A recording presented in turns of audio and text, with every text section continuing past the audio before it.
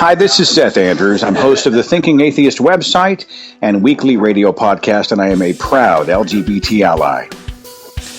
This is Matt Dillahunty from the Atheist Experience, and I am a proud LGBT ally. This is AronRa, and I'm a proud LGBT ally. This is the Unholy Trinity Tour Downunder, Gaytheist Edition.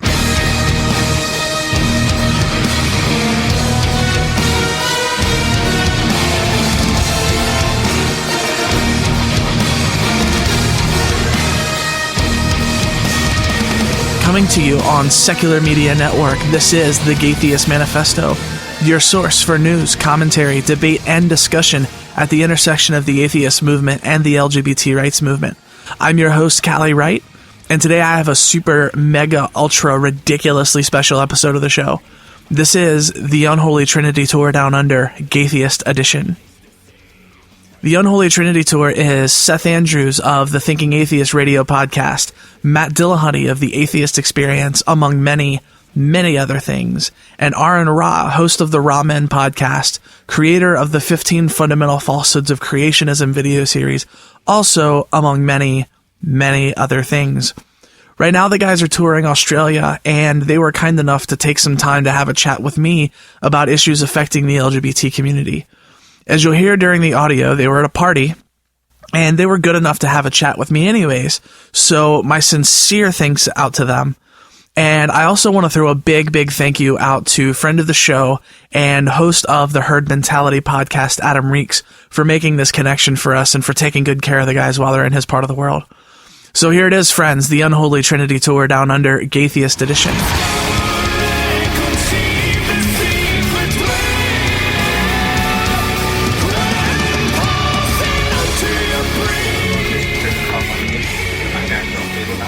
Okay, hi Callie, Adam here from Australia. What's a homo slide? That's some super top secret gay thing that we only talk about at the meetings. I'm sorry, I let it slip out. All right. Well, I'm enlightened. I'm actually at a barbecue, Callie, with Seth Andrews, AronRa, and Matt Dillahunty, and I've got Seth just nearby. Be gentle with him. He's had a big day, like a while on alligators. Oh, I promise. Okay, Seth, that's Callie. Callie, hi, I'm Seth. So nice to meet you. Seth, you too. How are you, sir? I'm doing well. What's going on? Are you having fun down there in Australia?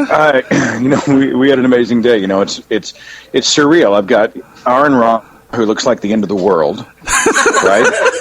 He's like a biker mixed with Gandalf, mixed with a cave troll, and we're and then I've got Dillahunty, and he's walking around like the wise old me. He's always stroking the beard, so he looks like he's contemplating very deep things all the time, probably preparing his next debate. And then you've got me, and I'm just looking like an idiot. My mouth is wide open. I'm like, wow, look at the koala. It's amazing. The kangaroo's amazing.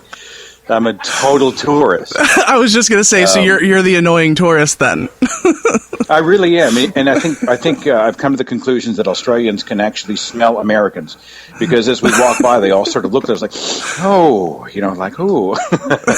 No, everyone's been amazing. Actually, the truth is we've had a ball. It's been really the trip of a lifetime. I'm not saying that just because I'm supposed to, and we're speaking in Brisbane tomorrow night, so that's going to be an amazing deal. Be excited about that. Well, that's fantastic. So, now that I've got the chance to talk to you, what I would really like to know, so I'm just going to go ahead and put you on the spot and kind of ask you to answer for your state there. What's going on in Oklahoma? Well, we have a running joke among free thinkers in Oklahoma, USA, that whenever we make the news, it is never good news. It's never a good thing. It's never like, look at these beacons of progression and forward motion and human rights. It's always something like this. When I say this, it is a bill that just passed the House of Representatives and is going to the Senate, which would essentially require that all weddings be done by clergy. In other words, weddings would always have a religious they would always have to have sort of a religious frame around them. And this is the gentleman who submitted the bill. It's his way of trying to block out non-heteros from getting married. But as atheists fall into that category, and even in Oklahoma, I really have a difficult time believing it will pass the Senate. And I really have a hard time believing that even if it did, it would survive a state Supreme Court judgment. I mean, it might be a long and ugly battle, but Oklahoma has actually made some relatively baby steps, but steps forward for LGBT rights and the rights of non-believers in the context of marriage and that type of thing. So we're moving forward in the teeth of religious protests, but it'll be an interesting few weeks, few months, maybe perhaps even a few years as this thing plays out. Yeah, sometimes I think it's really frustrating because I feel like people do these kinds of things even knowing that they're not really going to pass. They're doing it just, for brownie points with their base, I guess. Oh yeah, it's pathetic. There's a guy named Breeden, and what he'll do is he'll submit creationist legislation, one in our textbooks, and they don't call it that. It's about fairness, teach the controversy, that kind of thing. And so he'll submit it, and they get shot down, and he'll disappear back into his lair, and then he will come back, and he will reword it, lawyerize it a bit, and then reintroduce it. It's shot down. He runs back to his lair, rewords the language, and then comes back, and it's becoming more and more desperate. And it's very underhanded. If you believe in creationism, then let's just say it. If you believe that non-heteros are going to hell, just say it out loud. Don't talk to me about fairness. You're not here for fairness. You're here so that you can have a monopoly on the conversation. And it should be exposed for what it is, and it's pure ugliness. Right, because normally these bills are sort of couched in a libertarian framework. Like, well, we just want the government out of marriage because we want a smaller government, except for, when it comes to telling people who they can and can't marry. Well, Oklahoma is tough too because and don't get me wrong, I love the United States and I love Oklahoma despite its many flaws. I know there are many wonderful people there, people who love people. But there's another group who, they tend to be the kind of folks who say that atheists worship the devil, which makes no sense, right? They're also the same people who say that anybody who's a non-heterosexual person, the next step is sex with animals. They're immediately jumping to whatever the most bizarre worst case scenario is, because in their mind they've been told this makes sense. Once you've broken this tiny, extremely narrow established religious rule, once you cross that threshold, all bets are off. It's anarchy, it's chaos.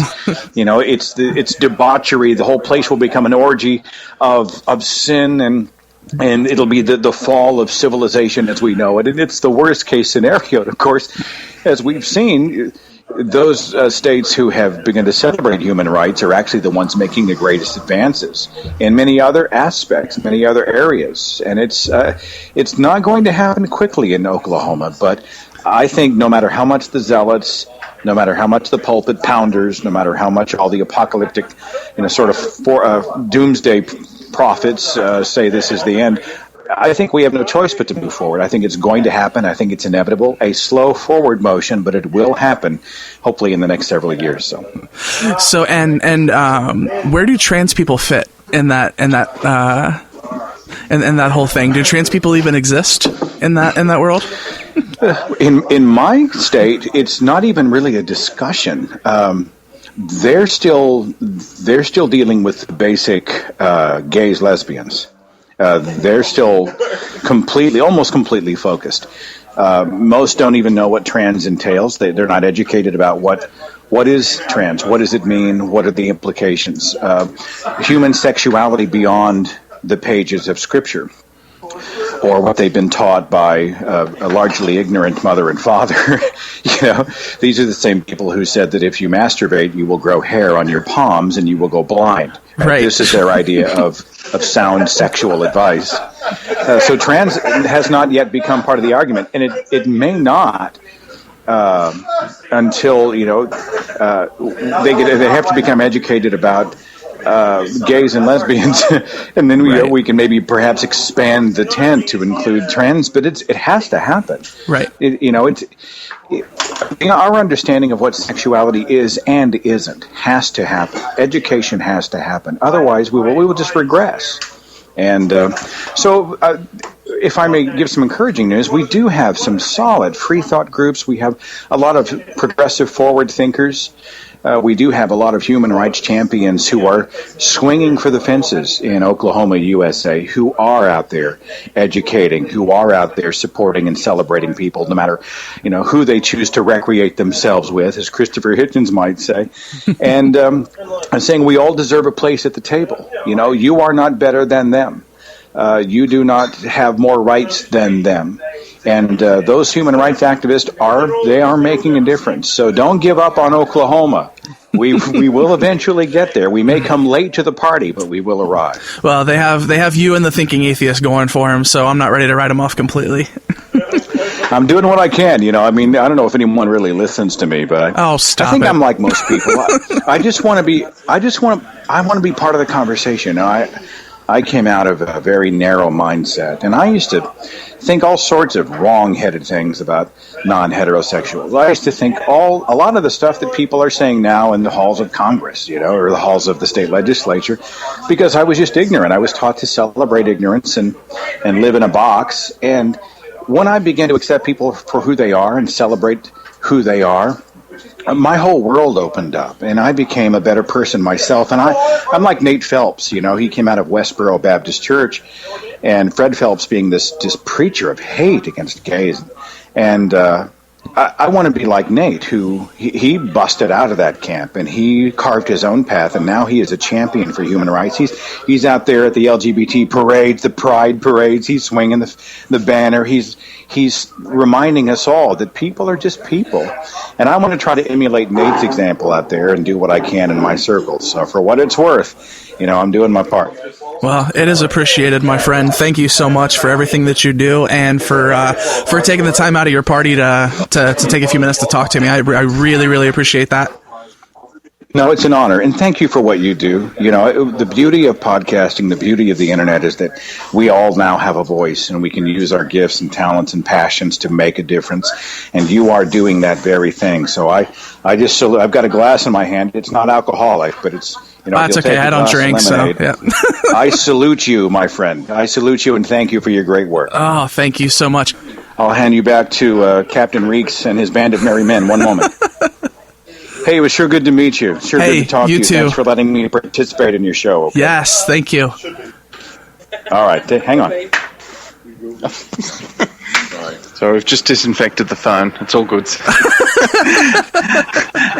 How'd you go, Kelly? Did he look after you? Yes, Did yes. his gentle hands and voice satisfy your audience? Yes, yeah, it was good. It was good. Yeah, thanks for the awkward pause there. Now, I'm also in the presence of Matt Dillahunty. And let me see if I can... Oh, he's getting out the magic tricks, Kelly. He's been awesome on this trip. Oh, as yeah. As soon as there's children, women, adults, man, you name it. In the presence of anyone, he gets out some little magic tricks and everyone squeals with delight. Bear with me 2 seconds, Kelly. Yep. You good? Yeah, sure. It's, okay, this is Kelly from Gaytheists. Hey, Kelly. Hey, Matt, how are you, sir? I'm doing well. Are you having fun down there? Oh, I'm having a blast. This is pretty much my dream trip, and I didn't think I was ever going to get to do it. And even after they said, "Hey, would you like to bring the Unholy Trinity down under?" and I said, "You betcha," I still didn't think it was going to happen because the logistics and cost involved in something like this are beyond my ability, which is why I don't organize events. I just show up and talk. Right. Well, that's awesome. So, since I've got the opportunity to talk to you, I'm going to kind of do what I did to Seth, and I'm just going to kind of put you on the spot and ask you to answer for your state here. So my show is all about the intersection of the atheist movement and the LGBT rights movement. And one of the things that's going on in Texas right now is they're trying to pass this bill that would basically make it illegal for trans people to use public restrooms. So I'd love to just kind of hear your thoughts on that. Yeah. So it doesn't surprise me. When religion's in its death throes, they start doing the most ridiculous, most offensive things. I think almost to remind us of why we're trying to get rid of religion. And now that there are more and more states that are allowing same-sex marriage, it's just a matter of time before there's a court ruling that just makes it legal everywhere in the U.S. Because otherwise, I think they're going to have to do a court ruling because there's like a race right now to see which state is so backward, bigoted, and Bible-bound that they would be last. Right. And if there's a court ruling, then, the last 13 get to all come in at once and nobody gets the crappy reputation. Right. And 5 years from now, they'll claim that they were always for it. Yeah, but this case we're trying to make it illegal for trans people to use restrooms. First of all, the restroom in their house, is that for men? Is it for women? Is it for trans people? Is it for people with no? I mean, I don't know why we don't just have toilets that everybody can use in the first place. I don't know either.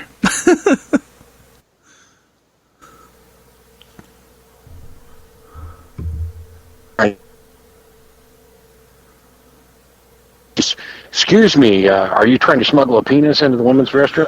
I don't understand. And do you just ask people, are you trans? You can't use this bathroom. None of it makes any sense. Well, right. And, so much of the things in the bill that I hear don't make any sense, like, checking IDs. Well, like, I'm trans and my ID says F on it, so what are you going to do? I know, it's crazy.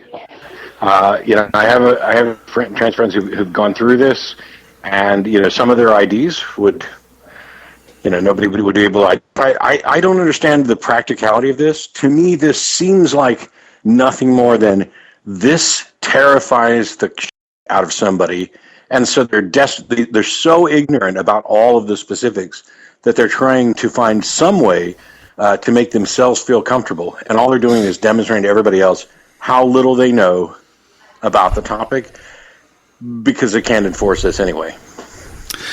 Yeah, well, and on the last episode of my show, I was talking, I kind of have this theory where I feel like, kind of like you said, I feel like they understand that the marriage fight is pretty much over. And, they're just kind of looking for somewhere else to go next. And I have a feeling that they're coming after trans people next. I suspect that you're correct, and it's terrifying because we're just now at the point where we're getting more awareness about trans issues. I mean, 10, 15 years ago, there was virtually nothing. There were people still tossing around, labels, and now I'm running across more and more people who are starting to understand the issue, and I think that just terrifies them. Oh, we're going to lose this one the way we lost the other ones. Yes, you are. You are going to lose. The world is going to become a better place, and those of you who stood in the way of it are going to be the ones who are pointed back to in history as, my gosh, what was wrong with them? Right. And I guess my fear is, so many trans people are in such a vulnerable position. Like, I mean, not so much me. I'm relatively middle class. I have a decent job. I have a really good support system. But, I know people in my own community who, they spend their days just trying to survive. They can't get better than a minimum wage job. They don't have families to support them. They have, friends in the trans community, but they aren't really in any better of a position to support or give money or anything like that. So I just, I don't know. I fear that there's a death toll coming with that in, higher rates of suicide, which are already incredibly high anyways. I really hope not. I think if there's any saving grace, it's that there's going to be, that the fights in each of these areas are going to get shorter and shorter because the world is getting smaller. The internet is available to more and more people.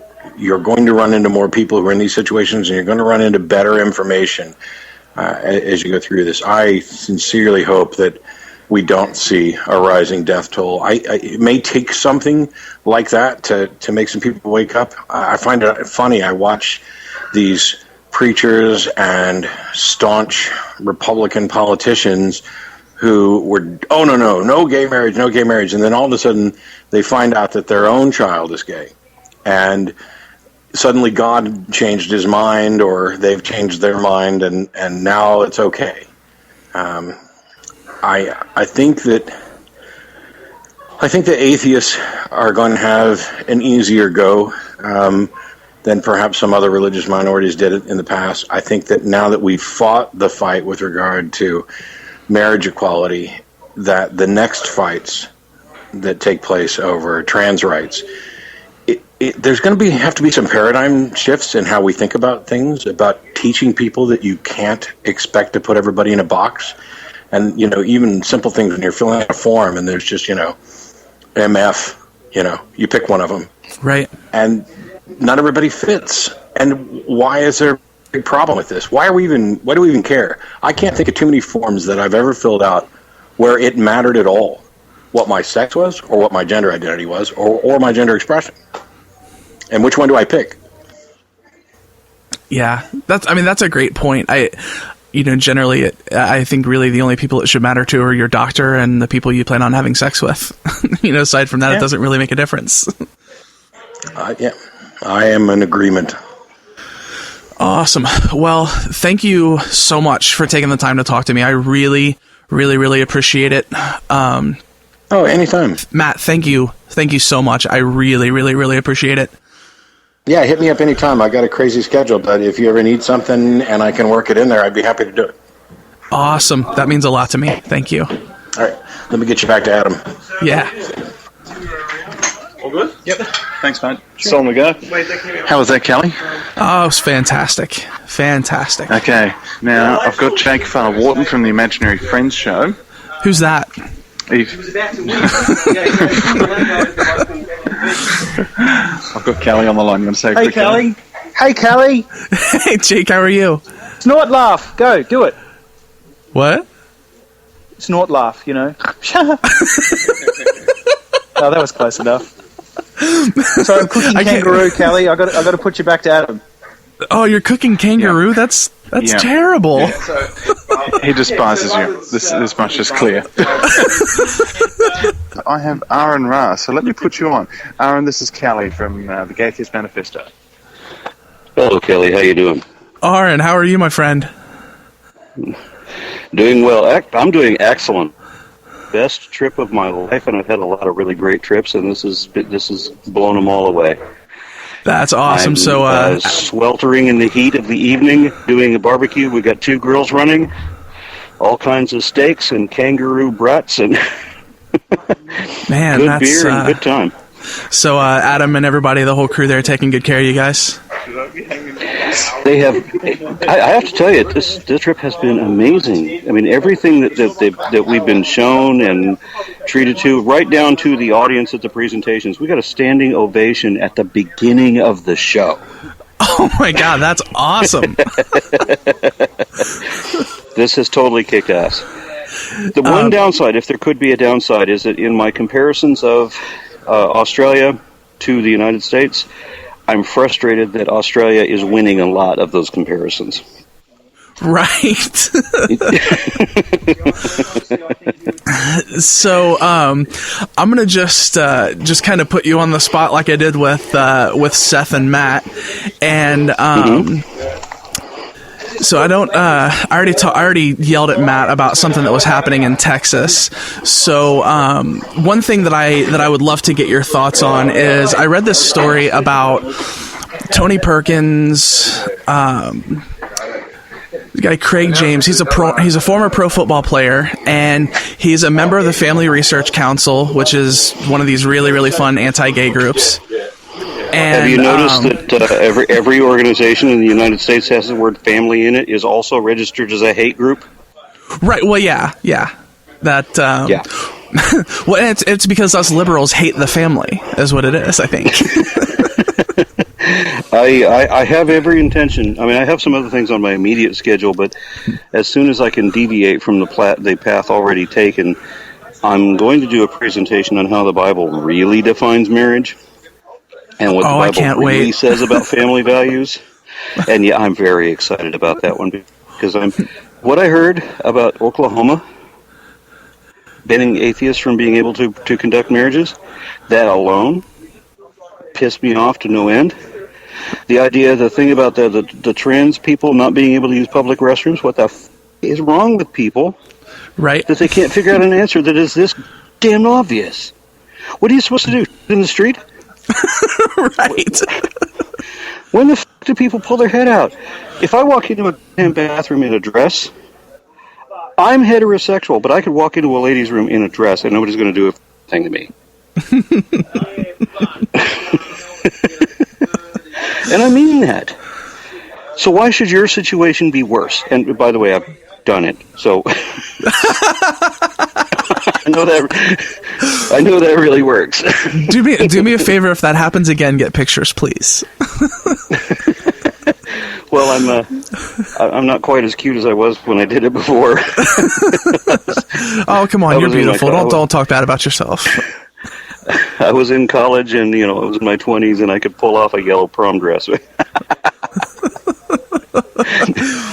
Well, actually, I think we're going in a direction that's way more interesting than what I had in mind. So why don't you give me the Cliff Notes version of your thoughts on what the Bible really says about marriage? I would love to hear this. The Bible defines marriage as one man and however many women he can afford to keep in his house, both with their will and against their will.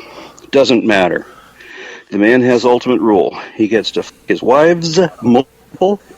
If he meets some teenager he likes, he gets to screw her too, as long as they live in his house. If prisoners of war, he gets to keep those as well, including, according to Numbers 31, even preteen prisoners of war exist for his sexual pleasure. Basically, the man can do whatever the fuck he wants to, and the woman has no rights ever. If the man thinks that his wife has been cheating on him because he's been gone away for a while and she turns out to be pregnant and he thinks the math doesn't work out in her favor, then he can command that she get an abortion. Yes, Numbers 5 says that she can get an abortion, or she will get an abortion, because the priest will mandate it and God will endorse it. If she was guilty, if she was unfaithful. If the child is his, there's no problem. If the child is not his, it will be aborted by this process. You have to read the entirety of Numbers 5, and sometimes you have to compare different versions to realize what it's talking about.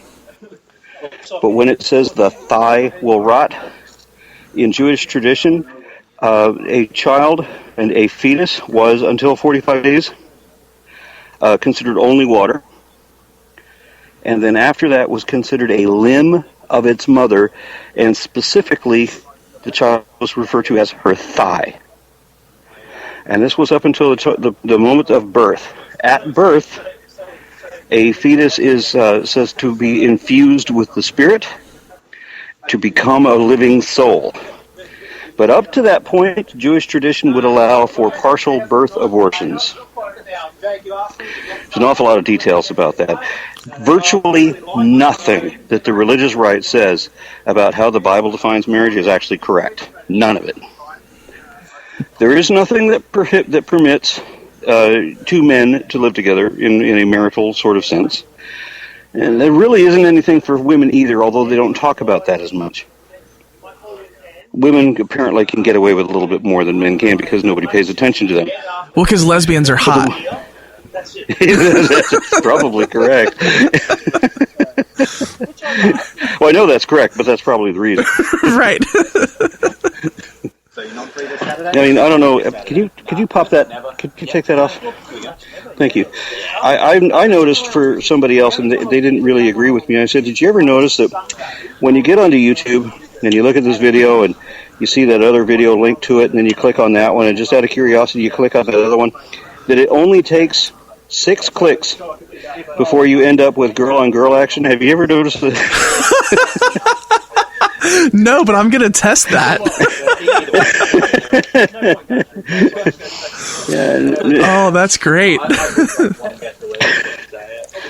So what is your situation?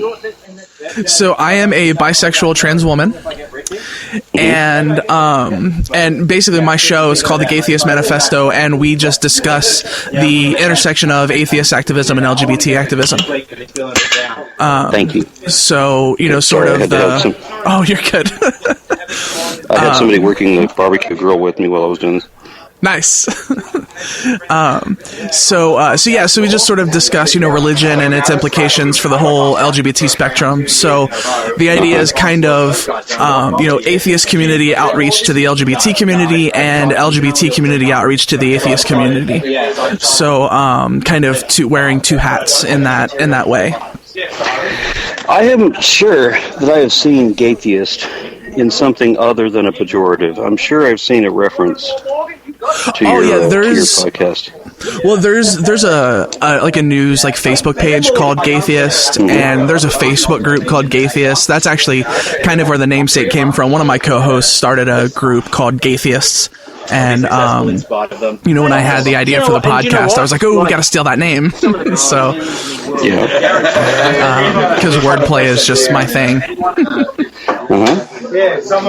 So that's kind of what we do, trying to kind of, you know, outreach and education on both sides, because I was floored by the amount of religiosity in the LGBT community when I came out and started to be a part of the LGBT community. Right. Why is there any? Yeah, it's I'm it's shocking how these people have been so programmed that they turn to. It's almost like a Stockholm syndrome thing, where they turn to praise their oppressor in all of this.